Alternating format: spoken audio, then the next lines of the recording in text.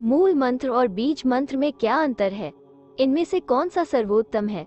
कम समय में किस मंत्र की शक्ति का प्रभाव दिख सकता है?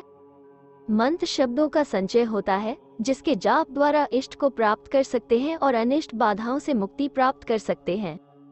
मंत्र योग संहिता के अनुसार मंत्रार्थ भावनन जप, अर्थात प्रत्येक मंत्र के अर्थ को जानकर ही जप करने पर अभीष्ट फल प्राप्त होता है।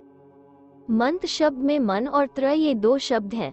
मन अर्थात मन को एकाग्र करना और त्र अक्षर का अर्थ त्राण अर्थात रक्षा करना। मंत्र एक ऐसी शक्ति है जिसके उच्चारण मात्र से प्रत्येक समस्या का समाधान प्राप्त किया जा सकता है। ऐसा माना जाता है कि मंत्र जाप से हमारी अंतः चेतना जागृत होकर सक्रिय हो उठती है। हमारे आसपास के वातावरण में भी सकारात्मक ऊर्जा प्रभावी हो जाती है।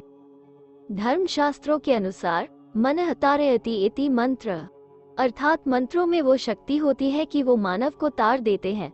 हर देवी देवता के अपने मंत्र होते हैं और उनके स्मरण मात्र से मानव के उन्नति और उसकी सफलता के द्वार खुलते हैं। मंत्रों को मुख्यतः 3 प्रकार से श्रेणीबद्ध किया गया है: वैदिक मंत्र, तांत्रिक मंत्र और शाबर मंत्र।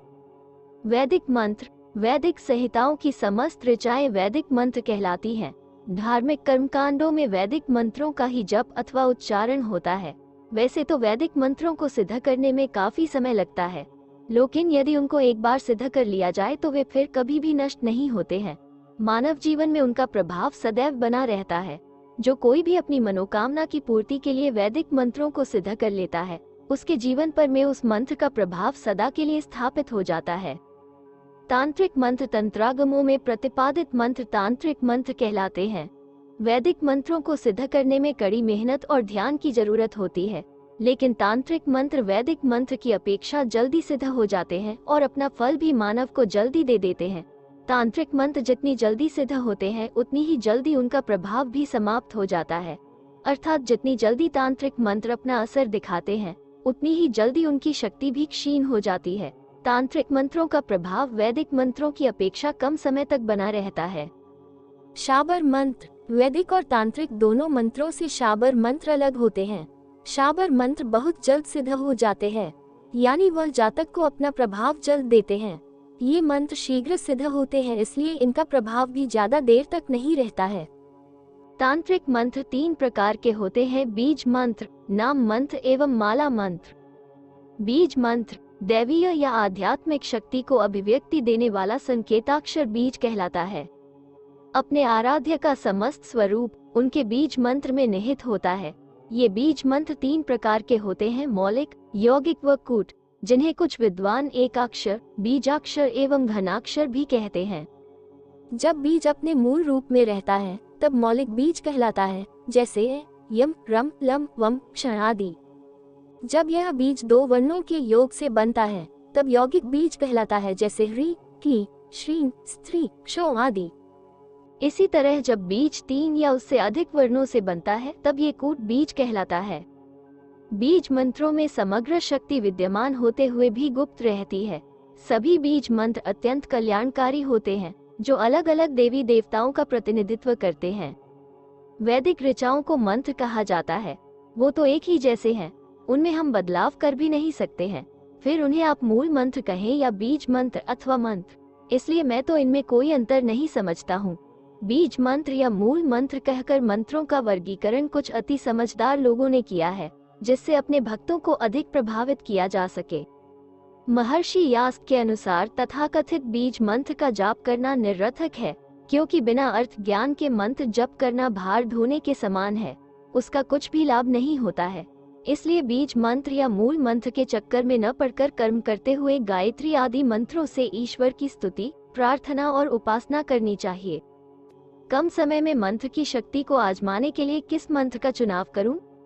कम समय में मंत्र की शक्ति आजमाने के लिए एक मंत्र है जिसकी शक्ति आप बहुत ही कम दिनों में अनुभव कर सकते हैं। शरीर में अनेक प्रकार के कंपन उत्पन्न हो सकते हैं, उससे डरने की जरूरत नहीं। मेरा मानना है कि बीज मंत्र ऐसा चमत्कार कुछ ही दोनों में कर सकते हैं। विशेषतः जो मैंने किए उनके अनुसार एक बीज मंत्र है ओम है ओम। ये देवी बीज है। इसको प्रतिदिन करने से कुछ ही दिन में आपको शक्ति मालूम पड़ जाएगी। इस मंत्र का जप कुछ चीजों का ध्यान रखें। भोजन अगर उतने दिनों तक जब तक ये मंत्र कर रहे हो फल और दूध पर ही रहे। अन्न या मांसाहार इत्यादि को या तो त्याग दे या बहुत ही कम मात्रा में तब ले। प्रमुख मकसद है शरीर में अम्ल की अधिकता ना हो, जो कि भारी और गरिष्ठ भोजन में शरीर में उत्पन्न होती है। पानी का पर्याप्त सेवन किया करे। सुबह, दोपहर, शाम और रात्रि 4 बार इस मंत्र का जप करे अपनी इच्छा शक्ति के आधार पर। जप के शुरू करने से पूर्व ही अनुलोम विलोम करे, फिर ही जप शुरू करे। अगर आप अनुलोम विलोम में दक्ष है तो जल्दी ही अनुभव होगा। इसका कारण है कि आपकी श्वास अनुलोम विलोम इत्यादि प्राणायाम से अत्यंत लय युक्त हो गई है। मंत्र को उच्चारण थोड़ा तीव्र स्वर में करें और साथ ही लय युक्त श्वास के साथ। शुरुआत में श्वास को मंत्र के साथ देखें कि कैसे ये शरीर के भीतर मूलाधार चक्र तक जा रही है और फिर कैसे ये शरीर मूलाधार चक्र से बाहर आ रही है। उसके 10 मिनट्स बाद अपना ध्यान त्रिकुटी पर कर ही मंत्र जप करे। मंत्र का जाप पद्मासन में ही करे। कुछ ही दिन में आपको संपूर्ण शरीर में आपको शक्तियों का कंपन महसूस होगा। चूंकि मंत्र सरस्वती माता का है तो सात्विक शक्ति का ही है, तो घबराने की कोई बात नहीं। मन इससे अत्यंत पवित्र और शांत बनेगा। ऐसी शांति का अनुभव होगा कि मन अत्यधिक प्रसन्न हो जाएगा। मन में संसारी चिंता ना रखे। साधना करते वक्त मन की शक्ति का खेल है। अगर मन बीमार या चिंतित है तो परिणाम उपयुक्त मिलने में समय लगेगा। साधना के करने पर शरीर पर आपका पूर्ण अधिकार धीरे धीरे आएगा, जिसे आप कुछ ही दिनों में महसूस करेंगे।